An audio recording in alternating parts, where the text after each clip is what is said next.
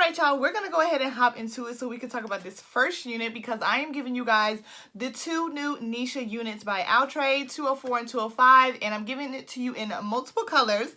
So we're going to start it off hot and ready with this wig that I'm wearing right here. Okay girls, so this is Nisha 204 and I have her in the beautiful natural color 2. Now you guys know I have been on my natural color wave and natural colors have really just been doing it for me, especially a good old 2, so I went and picked this one up. So I'm going to get into the specs with this wig and then I'm going to tell you exactly what I think so we can hop on to the next one. Now this is high heat safe up to 400 degrees and this is a synthetic wig if you were not aware. Now this Nisha is set up very similar if not the same as the other Nishas that I have reviewed from the newer line. You already saw it comes with combs and adjustable straps. Now it is giving me some snugness and the ear tabs are not coming all the way down where they need to be, girl. They riding a little wave over here on my little sideburns, okay? But for the most part, Nisha is fitting me pretty well, thank God. Nisha is a pre-plucked Swiss lace wig, and I can't agree with that, but I did have to go in and pluck just a little bit more for my liking and add my powder inside the parting space. And from there, I went ahead and created and laid some baby hairs along with my own. And I think that Nisha turned out pretty good. Now there are some cons to Nisha. I did get just a few snags with this wig, nothing too crazy, but I did get snags as well as shedding. Now the shedding seems to be pretty consistent throughout my wear of this wig. I've been wearing it for about 30 minutes. Hopefully that will taper off the more that I wear her. I will definitely keep you guys updated. If you would like to know, make sure you give this video a thumbs up so I'll know whether or not to give you an update. So overall, Nisha 204 I think is a really cute wig. It comes styled as a middle part, but I did go ahead and style it like that for you guys, but when I was doing it, it was kind of looking humpy on one side and I just wasn't feeling this. So moving it over to a left side part made it easier for me to lay it down and for it to look less humpy. So this is as it is as a left side part. Definitely let me know what you guys think and we're gonna go ahead and hop into the next one.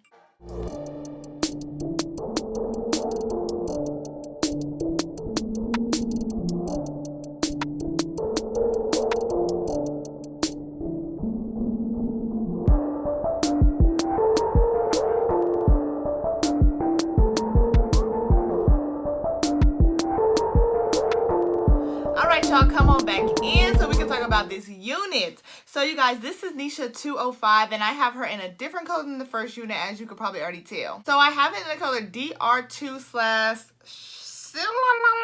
These names is hard, y'all. CHOSWI, which stands for, I believe, or chocolate swirl. Yeah, chocolate swirl. So all the specs for the Nisha 205 is the same as the Nisha 204. So I'm going to hop into my opinion so I can let you guys know which one I like best so far.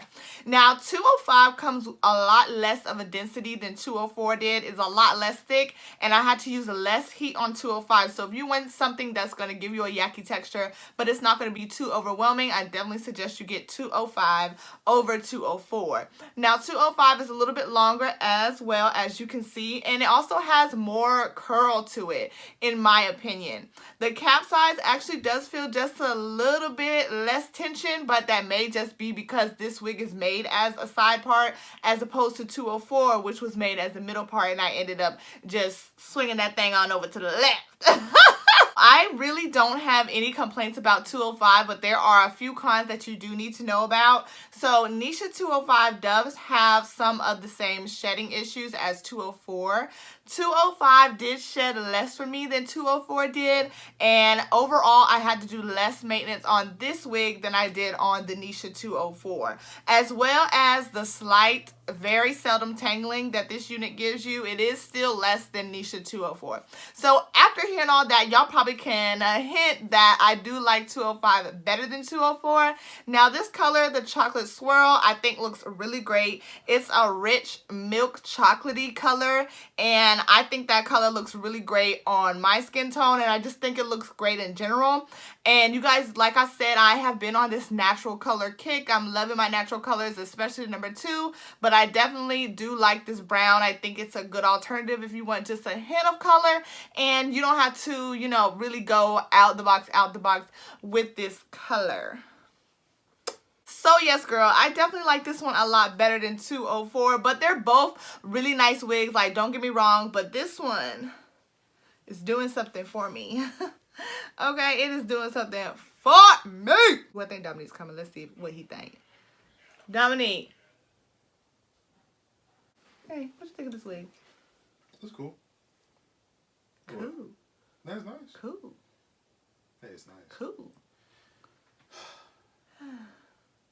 She's gonna be a little bit more excited. Wow. It's nice.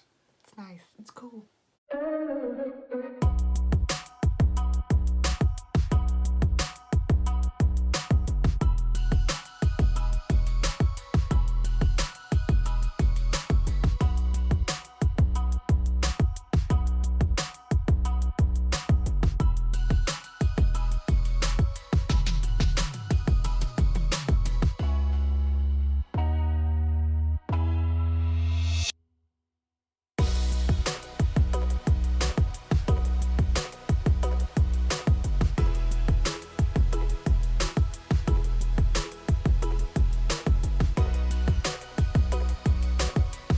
Okay, girl, we are on the third and last wig. I know y'all probably like, Nene.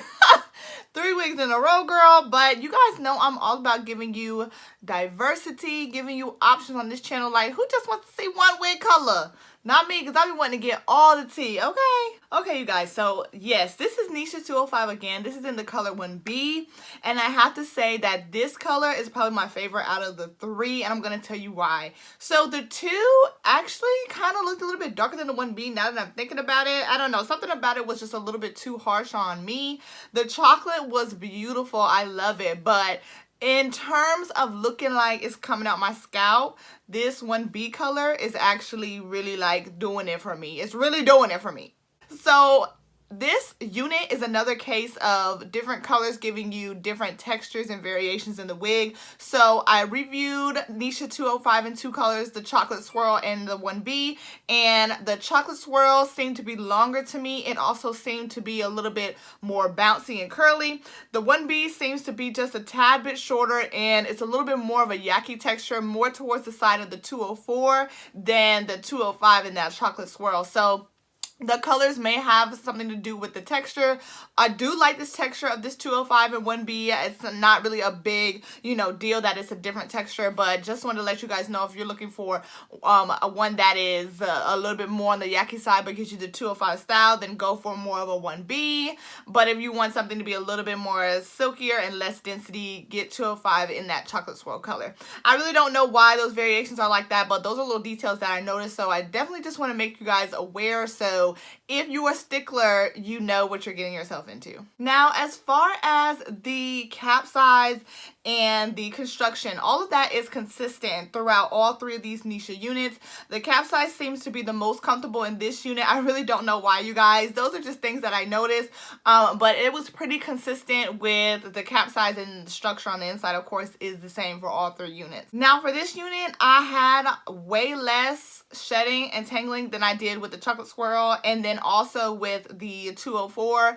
Again, not really sure why, but I definitely experienced less of tangling and shedding. So this one really was the most behaved out of all 3 of the wigs.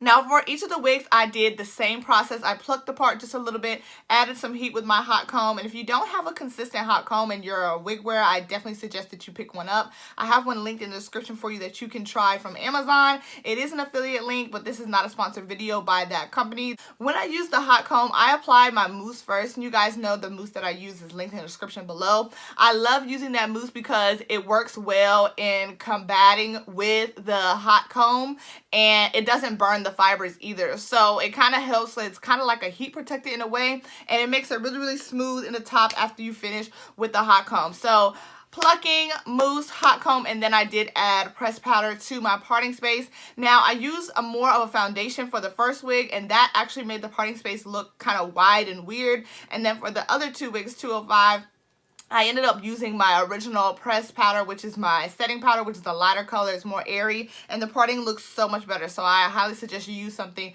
kind of light when you go into the parting space. Not anything thick like a foundation, because, girl, it's going to be looking like a dirt road. I mean, like my part was looking like a dirt road, and I didn't like it. Now it looks like a very narrow street. Very open.